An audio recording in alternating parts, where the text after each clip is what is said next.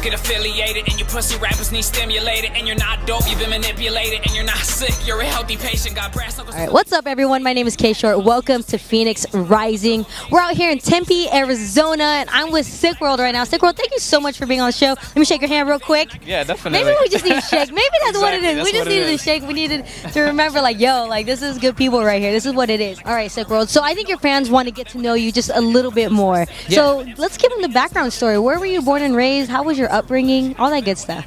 Definite. So I originally am from Chicago.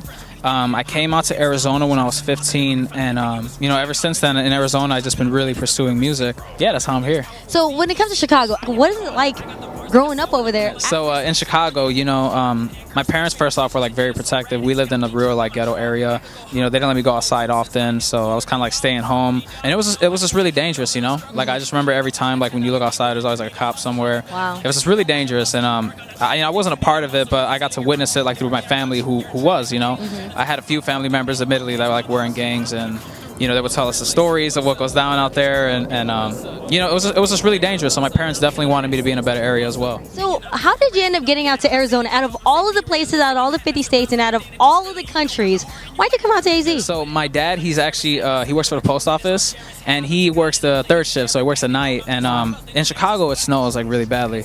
So every single time he would have to go to work, he would have to shovel like away to the street, and I mean, he just hated it. And my older brother, he was dating a girl out here in Arizona, and he ended up moving over here. Wow. So then when my dad went to come visit, you know, he ended up liking it. He came back and said he really liked it to us, and he went back one more time just to really get that for sure. Like, is this what I want? And then before you know it, we were out here. Yeah. So what part of Arizona?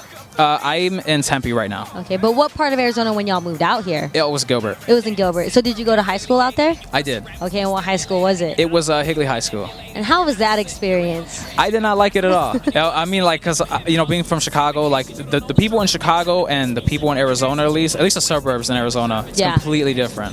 In what way? I mean, like, it's hard to really explain it, honestly. Like, Chicago was just, like, more city-like. Over here is just more... The perfect example is everybody in Chicago, we all like rap music.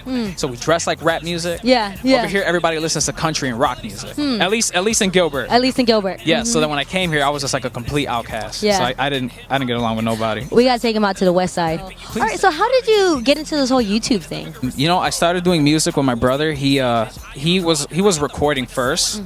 So he was recording with some guy, and one day he invited me over. And when I went over there, he was like telling me, you know, you should record something.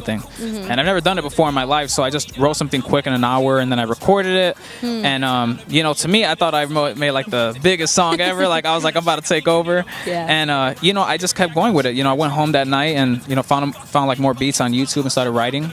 And like, you know, slowly but surely started getting like into rap, like big time.